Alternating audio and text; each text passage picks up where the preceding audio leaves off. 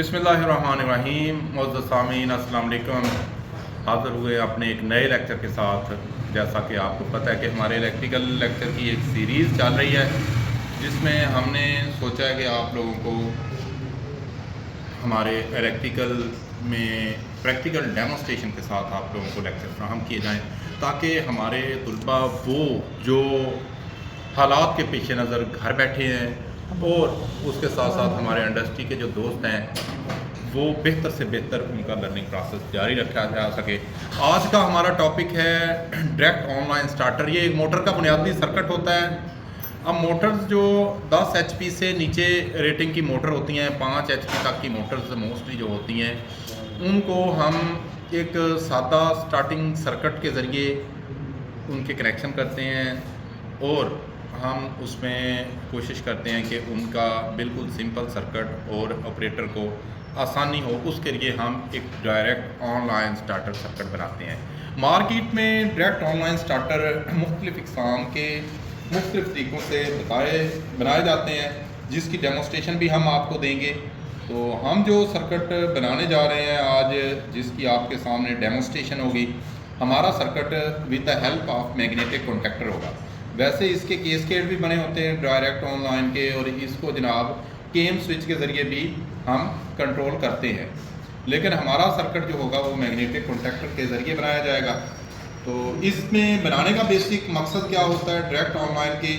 एक तो होता है कि जनाब स्टार्टिंग करंट चीज़ों की बहुत ज़्यादा होती है, उसके ऊपर मोटर को ओवरलोड होने से और ओवर हीट होने से बचाना होता है। दूसरा इसमें मेन मकसद ये होता है 3 फेज़ मोटर का कि उसको डायरेक्ट ऑनलाइन सर्किट के ज़रिए ओवरलोड भी फ्राहम कर दी जाती है और नो वोल्टेज की प्रोटेक्शन भी फ्राहम कर सकते हैं। उसके साथ साथ फेज फेलियर की प्रोटेक्शन भी हम फ्राहम कर सकते हैं। तो आइए हम आपको दिखाते हैं कि प्रैक्टिकली कैसे कंपोनेंट को आपने लगाना है, बनाते हुए इनके कनेक्शन कैसे करते हैं, और जो हमारी इलेक्ट्रिकल एक्सेसरीज सर्किट में यूज़ होनी है वो कैसे कैसे कनेक्ट करनी है। तो आइए हम देखते हैं कि इनको कैसे कनेक्ट करना। तो ये आप लोगों के सामने जनाब मोटर के स्टार्टिंग के लिए जो एक्सेसरीज़ हम यूज़ करते हैं या स्टार्टर सर्किट्स यूज़ करते हैं वो दिखाए गए हैं जनाब। इसमें देखें कि एक DOL डायरेक्ट ऑनलाइन स्टार्टर इसको कहते हैं, जिस पे आज हम बात करने जा रहे हैं। इसके बाद हम आपको स्टार डेल्टा स्टार्टर पे भी आपको डेमोस्ट्रेशन देंगे और इसका भी एक सर्किट बना के आपको चेक करवाएंगे। ऑटो ट्रांसफार्मर के ज़रिए भी स्टार्टिंग मोटर की करवाई जाती है। Rotor impedance method, rotor circuits के अंदर हम एक रियोस्टैटिक रेजिस्टेंस ऐड करते हैं। रोटर इम्पीडेंस मेथड के ज़रिए भी हम इसको स्टार्ट करते हैं और फिर इस तरह से आगे आजकल जो जदीद आ रहे हैं, पावर इलेक्ट्रॉनिक्स ने आजकल बड़ी तरक्की कर लिया, तो पावर इलेक्ट्रॉनिक सर्किट्स बहुत सारे हैं, जिसमें आप देखेंगे कि VFD के थ्रू, PLC के थ्रू ऐसी जो कंट्रोलर्स हैं या माइक्रो कंट्रोलर्स हैं, उनके ज़रिए भी हम मोटर की स्टार्टिंग करवाते हैं। VFD आजकल बड़ी कॉमन यूज़ हो रही है इंडस्ट्री में, तो वो भी एक स्टार्टिंग का सोर्स है, स्टार्टिंग सर्किट उसका भी बनाया जाता है। तो ये आपके सामने एक DOL सर्किट की डायग्राम शो कर दी है। डायग्राम पे ज़रा फोकस करें जी। तो डायग्राम के अंदर देखें, ये उसका एक पावर सर्किट है। पावर सर्किट में शुरू में 3 हमने फ्यूज़ या इसमें ब्रेकर यहाँ पे लगा सकते हैं। ये लाइन 1 पहला फेज़ है, लाइन 2 दूसरा और लाइन 3 तीसरा फेज़ है। तीनों फेज़ों के बाद एक ब्रेकर यहाँ फ्यूज़ का सेट लगाएंगे। उसके बाद ये आपका मैग्नेटिक कॉन्टैक्टर आ जाता है, ठीक है। 1 2 से कनेक्ट करेगा, 3 4 से करेगा, 5 6 से करेगा। ये इसके पावर कॉन्टैक्ट्स दिखाए गए हैं। वैसे एक मैग्नेटिक कॉन्टैक्टर के पावर और कंट्रोल कॉन्टैक्ट्स दोनों होते हैं। तो लेक्चर में आगे चलिए, मैं आपको दिखाऊंगा कि एक मैग्नेटिक कॉन्टैक्टर के कंट्रोल के कॉन्टैक्ट्स, एक्सिलरी कॉन्टैक्ट्स कहाँ पे लगे होते हैं और पावर कॉन्टैक्ट्स कहाँ पे लगे होते हैं। ये सर्किट डायग्राम है खैर, तो इसमें ये देख लें, ये मैग्नेटिक कॉन्टैक्टर का साइन है।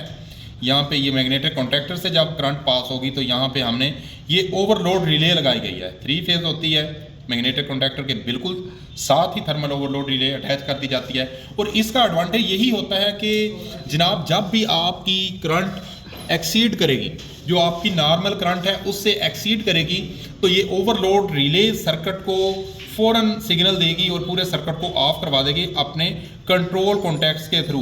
अब यहाँ पे ये देखें, कंट्रोल सर्किट में ओवरलोड का ये नॉर्मली क्लोज कॉन्टैक्ट लगाया है। जैसे ही सर्किट ओवरलोड होगा तो ये नॉर्मली क्लोज जो है ये ओपन करवा देगी रिले। तो यहाँ पे ये नीचे मोटर है, ये मोटर का सिंबल और साइन दिया गया है। ये इसका हमारे पास यहाँ पे पावर सर्किट है। अब आते हैं कंट्रोल सर्किट की तरफ। कंट्रोल सर्किट जैसा कि किसी भी एक फेज से हम कंट्रोल सर्किट निकाल लेते होते हैं। सपोज कि हमने रेड फेज से या लाइन 1 से कंट्रोल सर्किट के यहाँ पे हमने कनेक्शन ले लिए हैं। यहाँ पे कंट्रोल का एक छोटा सा फ्यूज़ आ जाएगा कंट्रोल सर्किट में।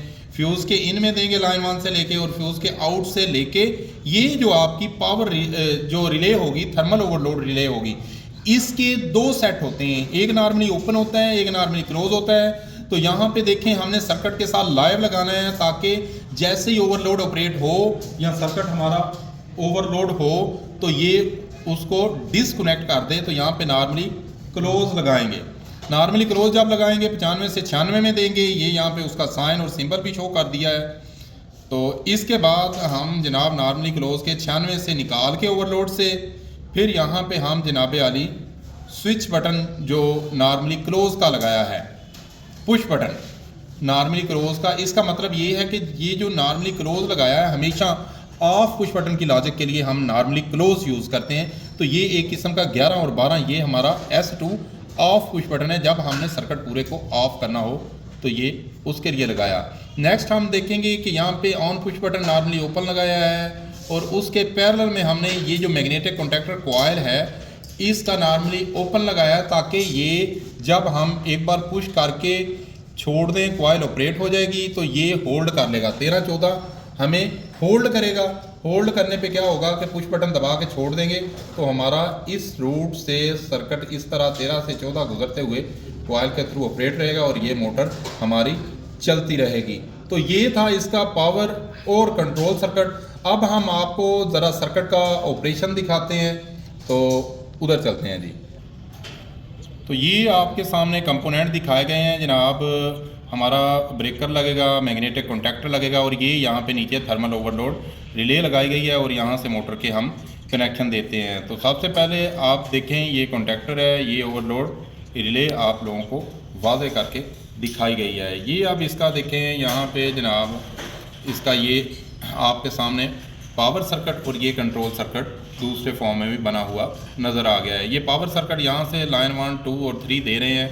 यहाँ पे ये ब्रेकर में आएगी, ब्रेकर इसमें इसके 1, 2 और 3 हमारे यहाँ पे देखें, एक टर्मिनल है, दूसरा यहाँ पे लगेगा और तीसरा यहाँ पे लगेगा। ये 3 टर्मिनल ब्रेकर के होंगे, L1, L2 और L3।